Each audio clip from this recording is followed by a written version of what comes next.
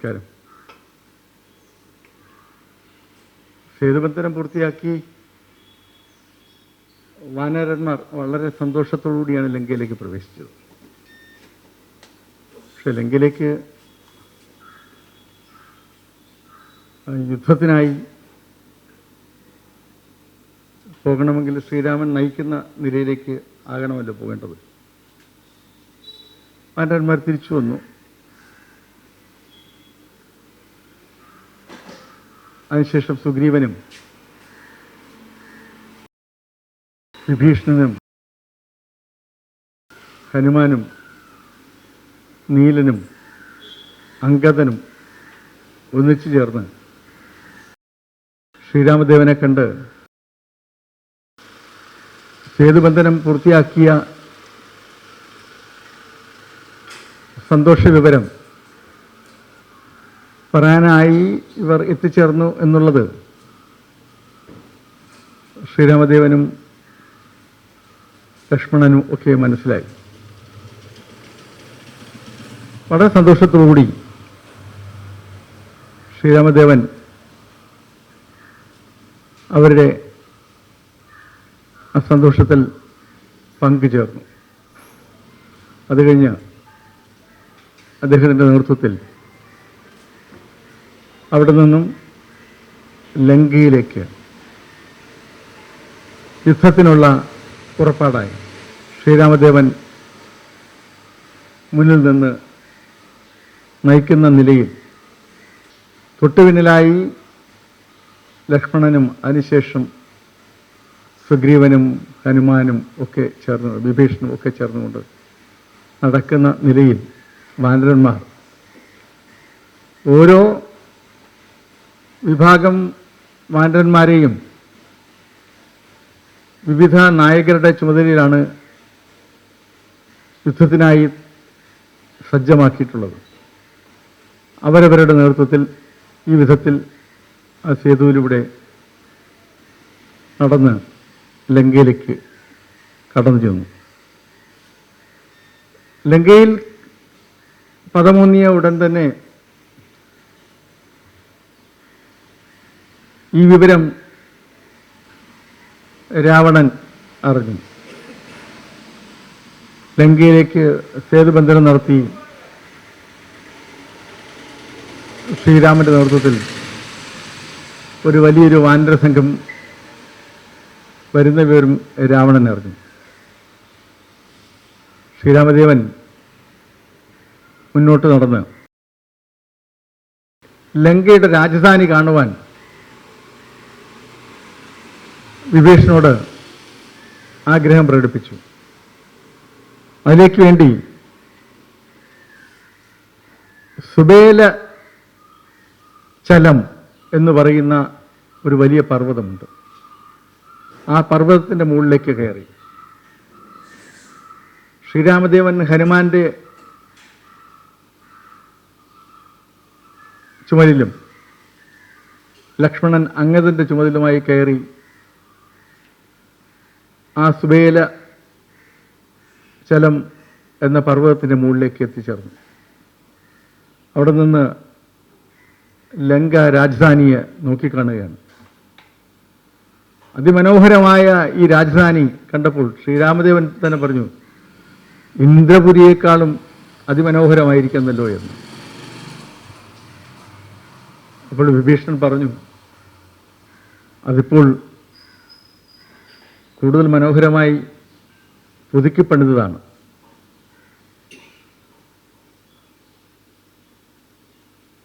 സീതാമാതാവിനെ കാണുവാനായി എത്തിച്ചേർന്ന ഹനുമാൻ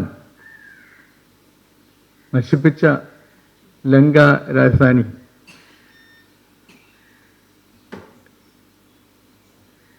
കുറച്ച് ദിവസങ്ങൾക്ക് മുമ്പാണ് മയന്റെ നേതൃത്വത്തിൽ അത് പണി പൂർത്തിയാക്കിയത്. ദൈത്യശില്പിയായ മയൻ മുമ്പുണ്ടായിരുന്നതിനേക്കാളും മനോഹരമായിട്ടാണ് ഇപ്പോൾ അത് നിർമ്മാണം പൂർത്തിയാക്കിയിരിക്കുന്നത്. അപ്പോൾ ശ്രീരാമദേവൻ ചോദിച്ചു, ഹനുമാൻ ഇത് തകർത്തു എന്ന് പറയുന്നത്? അപ്പോൾ അന്ന് നടന്ന കാര്യം വിഭീഷണൻ ശ്രീരാമദേവനോട് പറഞ്ഞു. ഹനുമാൻ വിവിധം തീവച്ച് നശിപ്പിച്ചതും ലങ്ക ആകെ തകർന്നുപോയ കാര്യം പറഞ്ഞു. ഇത് കേട്ട് ലക്ഷ്മണൻ പറഞ്ഞു, അത് ഹനുമാൻ ആ വിവരം നമ്മോട് പറഞ്ഞില്ലല്ലോ. അപ്പോൾ ശ്രീരാമദേവൻ പറഞ്ഞു, തൻ്റെ പരാക്രമങ്ങൾ മറ്റുള്ളവരോട് കൂടുതൽ വിപുലമാക്കി പറയേണ്ട എന്ന നിലയിൽ കരുതുന്ന പരാക്രമങ്ങളുണ്ട്. അക്കൂട്ടത്തിൽപ്പെട്ട ഒരു പോരാളിയാണ് ഹനുമാൻ എന്നിങ്ങനെ പുഞ്ചിരിച്ചുകൊണ്ട് പറഞ്ഞു. പക്ഷെ ലങ്ക കാണുമ്പോൾ അതിശയിച്ചു. അതിമനോഹരമായ രാജധാനി, പളുങ്കുമണികൾ കൊണ്ട് അലങ്കൃതമായ അതിമനോഹരമായ രാജധാനി, ചുറ്റും ആർക്കും കടക്കാൻ പറ്റാത്ത നിലയിൽ വലിയ കിടങ്ങുകൾ നിർമ്മിച്ചിരിക്കുകയാണ്. ആർക്കും പെട്ടെന്ന് രാജധാനിക്കുള്ളിലേക്ക് കടക്കാൻ പറ്റത്തില്ല. വലിയ കിടങ്ങുകൾ നിർമ്മിച്ചിരിക്കുകയാണ് ചുറ്റും. ഒപ്പം അവിടെ നിന്നുകൊണ്ട് രാവണൻ്റെ ആഘോഷങ്ങളൊക്കെ കാണാമായിരുന്നു. ധാരാളം അങ്കനമാരെ അണിയിച്ചൊരുക്കി നിർത്തിയിരിക്കുന്നുണ്ട്. നൃത്തം ചെയ്യുവാനും അവരുടെ ആഘോഷ പരിപാടികൾക്കും മറ്റുമായി പലയിടത്തു നിന്നും കൊണ്ടുവന്നിട്ടുള്ള അങ്കനമാർ അണിഞ്ഞൊരുങ്ങി അവിടെ സദാസമയവും രാവണനെയും പരിവാരങ്ങളെയും സന്തോഷിപ്പിക്കുവാനും പരിചരിക്കുവാനുമായി അവിടെ നിൽക്കുന്നത് കാണാം. ഇത് കണ്ടതിന് ശേഷം ശ്രീരാമൻ നോക്കുമ്പോൾ ആ സുബേല ചലത്തിന് ചുറ്റും കോടാനുകോടി വരുന്ന വാനരവൃത്തം യുദ്ധസജ്ജമായി അവിടെ കൂടിയിരിക്കുകയാണ്. ശ്രീരാമദേവൻ പറയുന്ന വർത്തമാനം കേൾക്കുവാൻ വേണ്ടി, നിർദ്ദേശം കേൾക്കുവാനായി, യുദ്ധത്തിനുള്ള സന്ദേശം കേൾക്കുവാനായി അവിടെ ഇങ്ങനെ കൂടിയിരിക്കുകയാണ്. ശ്രീരാമദേവൻ അവരോട് പറയേണ്ട നിർദ്ദേശങ്ങൾ സുഗ്രീവനോടും വിഭീഷണോടും ചൊല്ലിക്കൊടുത്തു. ആരും അനാവശ്യമായി യുദ്ധകാഹളം മുഴക്കരുത് എന്ന നിർദ്ദേശം ആദ്യമേ തന്നെ നൽകുകയുണ്ടായി. ഹനുമാനും അംഗദനും കൃത്യമായി വാനരന്മാർക്ക് നൽകിയ നിർദ്ദേശം ഒരു കാരണവശാലും സ്ത്രീകളെയും കുട്ടികളെയും ഒന്നും വധിക്കരുത് എന്നാണ്. അക്കാര്യത്തിൽ പ്രത്യേക ശ്രദ്ധ വേണം എന്ന് ഹനുമാനും അംഗദനും വാനരന്മാർക്ക് നിർദ്ദേശം നൽകി. ചില വാനരന്മാർ ഉടൻ തന്നെ ലങ്ക ആക്രമിച്ച് നശിപ്പിക്കണം എന്ന് ആവേശത്തിൽ തങ്ങളുടെ വാലൊക്കെ ഇട്ട് തറയിലിടിച്ച് പ്രശ്നമുണ്ടാക്കിക്കൊണ്ടിരുന്നു. അവരോടൊക്കെ നീലൻ പറഞ്ഞു, ആവശ്യം വരുമ്പോൾ കോപം കാണിച്ചാൽ മതി, ഇപ്പോൾ കോപം കാണിക്കേണ്ട എന്ന് പറഞ്ഞു. അവരെയൊക്കെ ശാന്തരാക്കി നിർത്തി. പക്ഷെ എല്ലാവരും ഇങ്ങനെ യുദ്ധം യുദ്ധം എന്ന നിലയിൽ ആവേശം പൂണ്ട് നിൽക്കുകയാണ്. ഈ സമയം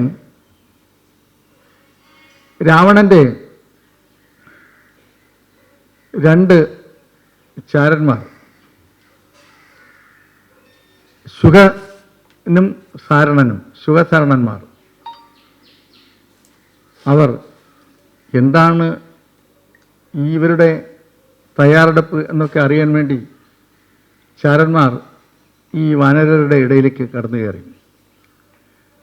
അവരോട് കൃത്യമായി രാവണൻ പറഞ്ഞു വെച്ചിരുന്നു ശുഗനോട്, വിഭീഷണന്റെ ശ്രദ്ധയിൽപ്പെട്ടിരുന്നു. വിഭീഷണന് ശുഗനെയും സാരണനും അറിയാമല്ലോ.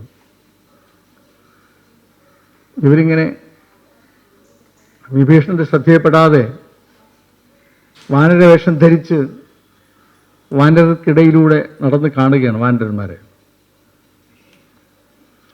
ഒരു സ്ഥലത്തെത്തിയപ്പോൾ ഹനുമാൻ ഇവരെ രണ്ടുപേരെ കണ്ടു. അപരിചിതരായ രണ്ടുപേരാണ്, രണ്ട് വാനരന്മാർ. നമ്മുടെ കൂട്ടത്തിൽ ഇതുവരെ കാണാത്ത രണ്ട് വാനരന്മാർ, ഇവർ എവിടെ നിന്ന് വന്നു എന്നുള്ളതായി. ഇവരാരാ ഈ വാനരന്മാർ, എവിടെ നിന്ന് വന്നു എന്ന നിലയിൽ നമ്മൾ ഓർക്കണം. കോടാനുകോടി വാനരന്മാർ ഒന്നിച്ച് വന്നിട്ടുണ്ടെങ്കിലും മുഴുവൻ ആളുകളെയും നേരിട്ട് അറിയുന്ന ആളാണ്, അവർ മുഖപരിചയമുള്ള ആളാണ് ഹനുമാൻ എന്നുള്ളത്. അവിടെയാണ് ഹനുമാൻ ഈ രണ്ടുപേർ പ്രച്ഛന്ന വേഷധാരികളായി അതിനകത്ത് കയറി വരുമ്പോൾ അവരെ കണ്ടെത്തുകയും പിടികൂടുകയും ചെയ്തു. പിടികൂടിയപ്പോൾ മറ്റ് വാനരന്മാരെല്ലാം കൂടെ വളഞ്ഞിട്ട് ഇവരെ ആക്രമിക്കാൻ തുടങ്ങി. ഇവർ നിലവിളിച്ചു, ശുഗൻ നിലവിളിച്ചു, ഭഗവാനെ ശ്രീരാമചന്ദ്ര രക്ഷിക്കണേ രക്ഷിക്കണേ രക്ഷിക്കണേ എന്ന് പറഞ്ഞുകൊണ്ട്, അഭയന്തരനെ അഭയന്തരനെ എന്ന് പറഞ്ഞുകൊണ്ട് ശ്രീരാമചന്ദ്രനെ വിളിച്ച് പ്രാർത്ഥിച്ച് നിലവിളിക്കാൻ തുടങ്ങി. അപ്പോൾ അത് ശ്രീരാമദേവൻ കേട്ടു. ചാരനായെത്തിയ ശുഗൻ ഈ വിധം ഇങ്ങനെ നിലവിളിക്കുന്നത് കേട്ടപ്പോൾ ശ്രീരാമചന്ദ്രൻ പറഞ്ഞു, ഉപദ്രവിക്കരുത് എന്ന് പറഞ്ഞു. അപ്പം വിഭീഷണൻ ഇവരെ മനസ്സിലാക്കിയല്ലോ, ഇത് ശുഗനും സാരണമാണെന്ന് മനസ്സിലാക്കി. ശ്രീരാമചന്ദ്രൻ അവരോട് സംസാരിച്ചു. അപ്പോൾ ഈ ഇവിടുത്തെ തയ്യാറെടുപ്പുകളും വിശേഷങ്ങളൊക്കെ അറിയാൻ വേണ്ടി ചാരന്മാരായി എത്തിയതാണ് എന്ന കാര്യമൊക്കെ പറഞ്ഞു. ശുഗൻ എപ്പോഴും ശ്രീരാമചന്ദ്രനെ നോക്കി തൊഴുതുകൊണ്ടേ നിൽക്കുകയാണ്. ഭഗവാനെ രക്ഷിക്കണേ എന്ന് പറഞ്ഞുകൊണ്ട് തൊഴുതുകൊണ്ട് നിൽക്കുകയാണ്.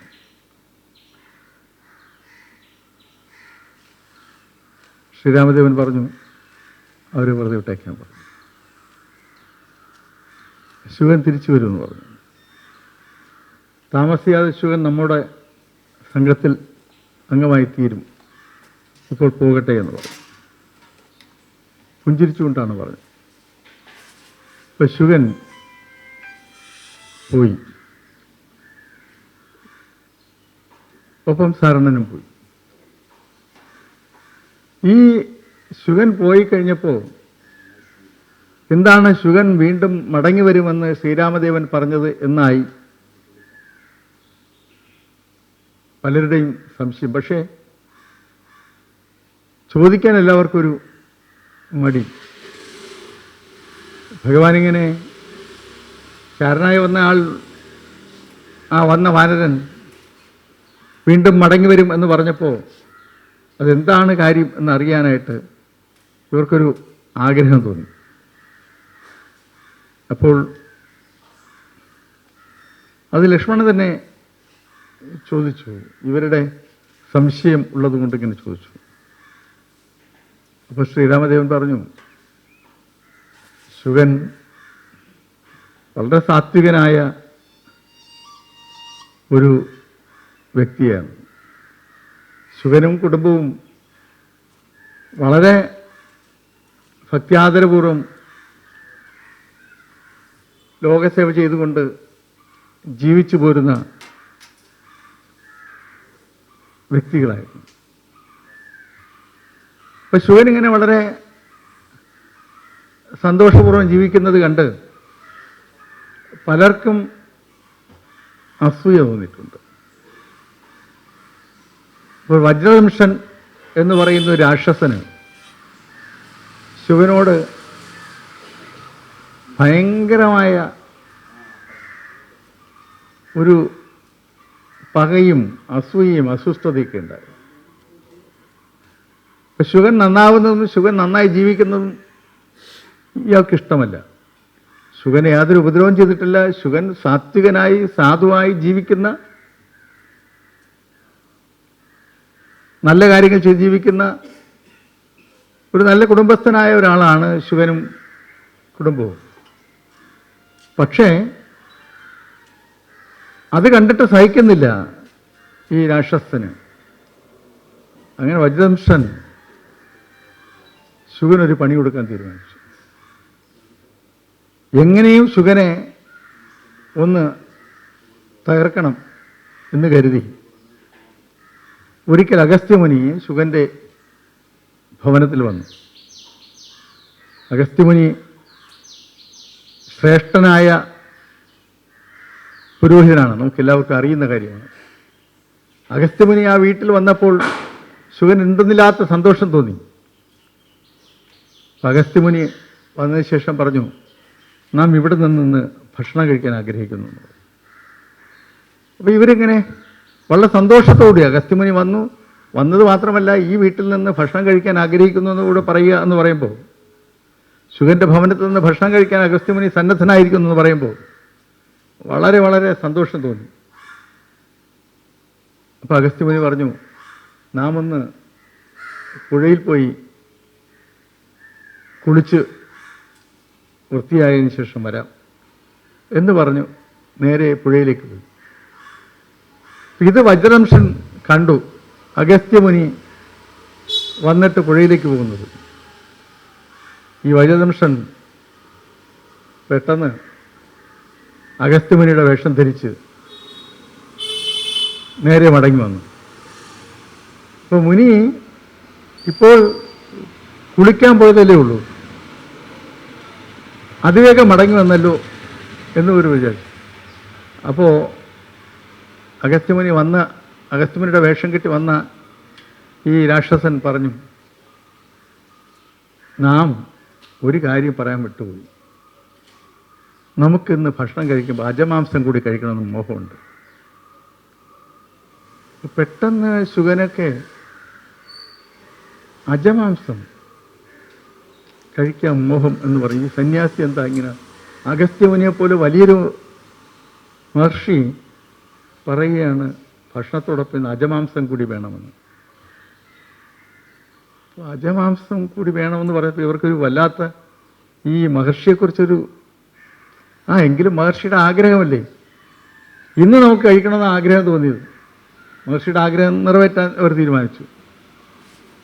കുറേ സമയം കഴിഞ്ഞ് അഗസ്ത്യമുനി കുളിച്ച് വൃത്തിയായി വന്നു ആഹാരം കഴിക്കാനിരുന്നു. ആഹാരം കഴിക്കാനിരുന്നപ്പോൾ ഭക്ഷണം വിളമ്പി, ഒപ്പം അജമാംസം വിളമ്പി. മഹർഷി പെട്ടെന്ന് കോപിഷ്ഠനായി.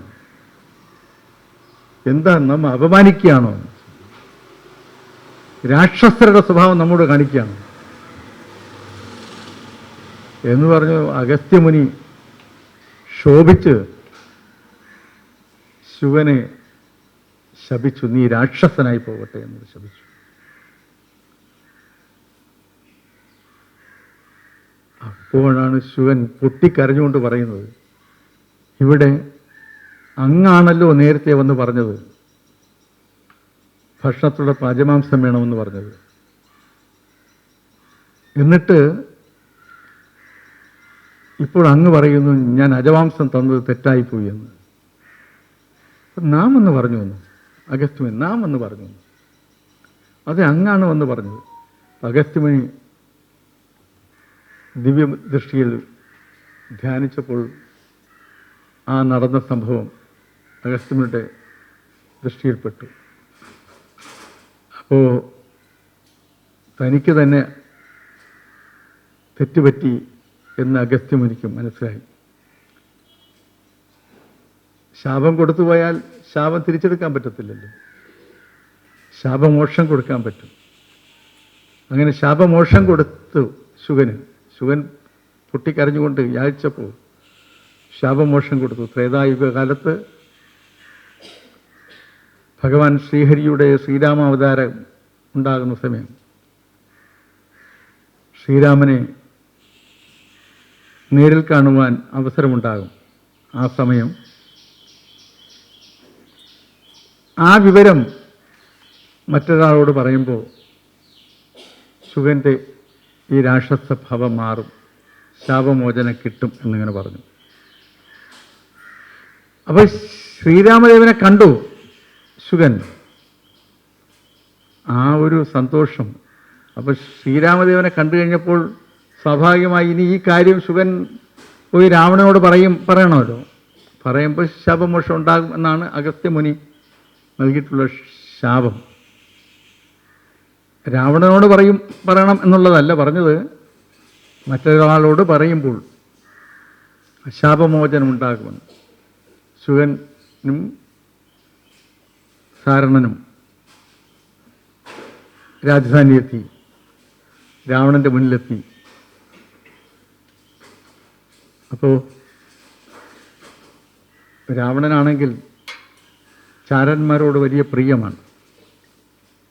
വളരെ സ്നേഹത്തോടു കൂടിയാണ് ചാരന്മാരോട് വിശേഷങ്ങൾ ചോദിക്കാറുള്ളത്. എന്തൊക്കെയാണ് പോയിട്ട് അറിഞ്ഞ വിശേഷങ്ങളെന്ന് കൃത്യതയോടുകൂടി അറിയാനുള്ള ആഗ്രഹത്തിൽ ചോദിക്കും. ചാരന്മാർ കണ്ടതെല്ലാം കൃത്യമായി പറയും. അത് കേട്ട് രാവണൻ സമ്മാനങ്ങൾ കൊടുക്കും. അപ്പോൾ കണ്ട കാര്യങ്ങൾ വന്ന് പറയുന്നതിന് ചാരന്മാർക്ക് വലിയ സന്തോഷമാണ്. കാരണം ധാരാളം സമ്മാനങ്ങൾ കിട്ടും. അപ്പോൾ ഇത് യുദ്ധസന്നാഹം മുഴക്കിയിരിക്കുന്ന ഒരു വലിയ സാഹചര്യത്തിൽ അവർക്കിടയിലൂടെ കടന്നു ചെന്ന് അവരാരൊക്കെയാണ്, എന്തൊക്കെയാണ് അവരുടെ തയ്യാറെടുപ്പുകൾ എന്നറിഞ്ഞ് വന്ന് പറയാനെത്തിയിരിക്കുന്ന ചാരന്മാരാണ് ശുഗൻ, സാരണൻ. അപ്പോൾ ശുഗൻ പറഞ്ഞു തുടങ്ങി. ശുഗൻ പറഞ്ഞു, സാക്ഷാൽ ശ്രീരാമദേവൻ എത്തിച്ചേർന്നിരിക്കുകയാണ്. ശ്രീരാമദേവൻ്റെ മഹത്വം ഒന്നൊന്നായി ശുഗൻ പറയാൻ തുടങ്ങി. ശ്രീരാമദേവൻ ആരാണ്? ശ്രീഹരിയുടെ അവതാരമാണ്. ശ്രീഹരിയുടെ അവതാര പുരുഷനായ ശ്രീരാമദേവനാണ് നമ്മുടെ ഈ മണ്ണിൽ എത്തിച്ചേർന്നിരിക്കുന്നത്. ഒപ്പം സൂര്യപുത്രനായ സുഗ്രീവൻ, അഗ്നിപുത്രനായ നീലൻ, വായുപുത്രനായ ഹനുമാൻ. ഹനുമാനെക്കുറിച്ച് ഞാൻ പറയണ്ടല്ലോ, ഹനുമാനെ നാം കണ്ടതാണ്. അതുപോലെ നിരവധിയായ വാനരശ്രേഷ്ഠന്മാർ, ഒപ്പം വിഭീഷണനും അവരോടൊപ്പം ഉണ്ട്. ശ്രീരാമദേവൻ്റെ സഹോദരൻ ലക്ഷ്മണൻ സാക്ഷാൽ അനന്തനാണ്. ഇവരെല്ലാം കൂടിയാണ് വന്നിരിക്കുന്നത്. അത് കഴിഞ്ഞ് ഈ സംഘത്തിൻ്റെ ശക്തിയെക്കുറിച്ച് ശുഗനിങ്ങനെ വാദോരാതെ പറയാൻ തുടങ്ങി. ശ്രീരാമദേവൻ്റെ മഹത്വത്തെക്കുറിച്ച്, ശ്രീരാമദേവൻ താടകയെ വധിച്ചതും ഖരദൂഷണാദികളെ വധിച്ചതുമായ കാര്യങ്ങളൊക്കെ ഒറ്റയ്ക്കാണ് ഖരനെയും 14,000 സൈനികരെയും ശ്രീരാമദേവൻ വധിച്ചത്. അതെല്ലാം അത്ഭുതത്തോടുകൂടി പറയാൻ തുടങ്ങി. അതേപോലെ വിശ്വകർമാവിൻ്റെ പുത്രൻ നളൻ ആണ് മുൻകൈയെടുത്ത് സേതുബന്ധനം നടത്തിയത്. ഇതെല്ലാം ഇങ്ങനെ ശുഗൻ പറയുമ്പോൾ ശുഗൻ്റെ മുഖത്ത് കാണുന്ന സന്തോഷവും ഭക്തിയും രാവണൻ ഇങ്ങനെ നോക്കിക്കൊണ്ടിരിക്കുകയാണ്. ചാരനായി അന്വേഷിക്കാൻ പോയ ശുഗനല്ല വന്നിരിക്കുന്നത്. ഒരു ശ്രീരാമഭക്തനായ ഒരു വ്യക്തിയായിട്ടാണ് ശുഗൻ നിന്ന് സംസാരിക്കുന്നത്. ശുഗൻ്റെ ഈ വർത്തമാനം കേട്ടപ്പോൾ ശ്രീരാമദേവൻ അവിടെ വന്നിരിക്കുന്നത് പോലെ ആണ് രാവണൻ അനുഭവപ്പെട്ടത്. കാരണം ആ വിധത്തിൽ വർണ്ണിക്കുകയാണ് ശ്രീരാമദേവൻ്റെ മഹത്വത്തെക്കുറിച്ച് ശുഗൻ. കുറേ അധികമായപ്പോൾ രാവണൻ അസ്വസ്ഥത പ്രകടിപ്പിച്ചു തുടങ്ങി. ശുഗൻ മെല്ലെ പറഞ്ഞു, സീതാദേവി മഹാലക്ഷ്മിയാണ്, ശ്രീഭഗവതിയാണ്. സീതാദേവിയെ മോചിപ്പിച്ച് ശ്രീരാമപദങ്ങളിൽ അഭയം തേടുന്നതാണ് ഉചിതം. മഹാരാജൻ്റെ ജീവൻ നിലനിർത്തുവാൻ അതാണ് ഉചിതമായ മാർഗം. രാവണൻ പെട്ടെന്ന് തൻ്റെ വാളിലേക്ക് കൈവച്ചു. നീ നിന്റെ മുന്നിൽ നിന്ന് പോ. നീ ആരോടാണ് സംസാരിക്കുന്നത് അറിയുമോ? എന്താണ് സംസാരിക്കുന്നത് അറിയുമോ? നിന്നെ ഏൽപ്പിച്ച ജോലി ഇതാണ്. ഈ വിധം രാവണൻ ആക്രോശിക്കാൻ തുടങ്ങി. രാവണൻ്റെ ആക്രോശം കേട്ടപ്പോൾ ശുഗന് മനസ്സിലായി, രാവണൻ ഇപ്പോൾ ശുഗനെ ആക്രമിക്കുന്നു. ശുഗനെ വധിക്കുമെന്ന് തോന്നി. ശുഗനോട് പറഞ്ഞു, നിന്റെ ജീവൻ വേണമെങ്കിൽ ഇവിടെ നിന്ന് പൊയ്ക്കോളാൻ പറഞ്ഞു. ശുഗൻ അവിടെ നിന്നും ഭയന്ന് വിറച്ചു നിന്ന ശുഗൻ ശ്രീരാമദേവനെ പ്രാർത്ഥിച്ചുകൊണ്ട് അവിടെ നിന്നും ഇറങ്ങി നേരെ ശ്രീരാമദേവന്റെ സൈന്യത്തിനോടൊപ്പം ചേർന്നു. ആ നിലയിൽ ഉള്ള ഒരു സംഭവമാണ് ശ്രീരാമദേവൻ നേരത്തെ പറഞ്ഞത്, ശുഗൻ മടങ്ങി ഇങ്ങോട്ട് തന്നെ വരുമെന്ന് പറഞ്ഞത്. ഈ ഒരു പൊതുവായ സാഹചര്യം ഉണ്ടായപ്പോൾ യുദ്ധത്തിനുള്ള അന്തരീക്ഷം പൂർണ്ണമായി. വാനരസൈന്യം ലങ്ക വളഞ്ഞിരിക്കുകയാണ്, യുദ്ധസജ്ജമായി ലങ്ക വളഞ്ഞിരിക്കുകയാണ്. ഏതു സമയവും യുദ്ധം പൊട്ടിപ്പുറപ്പെടാം. രാവണന്റെ രാജസദസ്സ് വിളിച്ചു ചേർത്തു. എല്ലാവരെയും ഒന്നിച്ചാ വിളിച്ചു ചേർത്തത്. എന്ത് വേണം തുറന്നു എന്ന കാര്യത്തെക്കുറിച്ച് ആലോചിക്കുവാനായി. അപ്പോൾ രാവണന്റെ മാതാമഹൻ, അമ്മയുടെ അമ്മാവൻ മാല്യവാനാണ് ആ സദസ്സിലെ ഏറ്റവും മുതിർന്ന വ്യക്തി. മാല്യവാൻ എപ്പോഴും സദ്ബുദ്ധി ഉപദേശിക്കുന്ന ഒരാളാണ്. രാവണൻ ആദ്യം മാല്യവാന്റെ അഭിപ്രായം കേൾക്കുവാനായി ആഗ്രഹം പ്രകടിപ്പിച്ചു. സാധാരണ സദസ്സ് കൂടുമ്പോൾ ഉണ്ടാകുന്ന സന്തോഷവും ആഹ്ലാദപ്രകടനവും ഒന്നും ഉണ്ടായില്ല. എല്ലാവരുടെ മുഖത്തൊരു ഭീതിയായിരുന്നു. കാരണം യുദ്ധം പടിവാതിക്കൽ എത്തിയിരിക്കുന്നു. ലങ്കയുടെ ചരിത്രത്തിൽ ആദ്യമായിട്ടാണ് ലങ്കയ്ക്ക് ചുറ്റും ഇങ്ങനെ ശത്രുക്കൾ വളഞ്ഞിരിക്കുന്നത്. സാധാരണ നിലയിൽ രാവണൻ അങ്ങോട്ട് പോയാണ് ആക്രമിക്കാറുള്ളത്. രാവണനെ ആക്രമിക്കാൻ നേരെ ഇങ്ങോട്ട് വന്നിരിക്കുകയാണ് സേന. രാവണൻ എവിടെയെല്ലാം പോയി ആക്രമിച്ചു. ലോകം മുഴുവൻ രാവണൻ നടന്ന് സ്വർഗത്തും എല്ലായിടത്തും പോയി ആക്രമണം നടത്തിയ ആളാണ് രാവണൻ. ആ രാവണനെ തേടി രാവണന്റെ മുന്നിൽ സേതുബന്ധനം നടത്തി ഒരു വലിയ സംഘം വാനരരും 2 മനുഷ്യരും എത്തിച്ചേർന്നിരിക്കുകയാണ്. ഇത്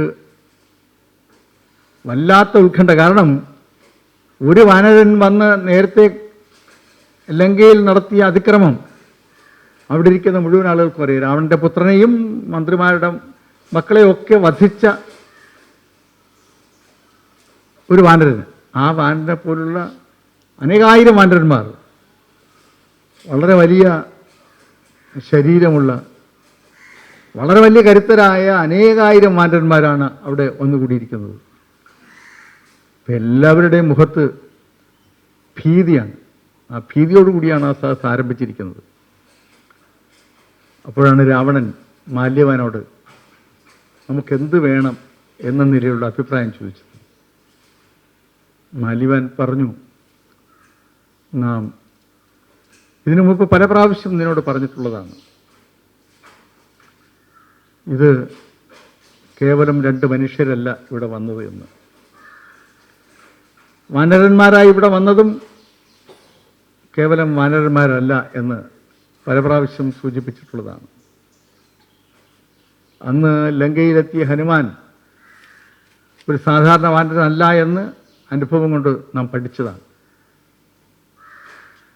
ശ്രീരാമദേവൻ സാക്ഷാൽ ശ്രീഹരിയുടെ അവതാരമാണ്, അവതാരമൂർത്തിയാണ്.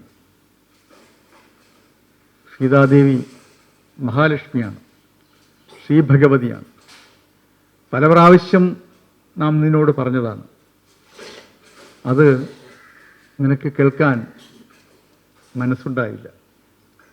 ശ്രീരാമദേവന്റെ കരുത്ത് നാം കണ്ടറിഞ്ഞതാണ്.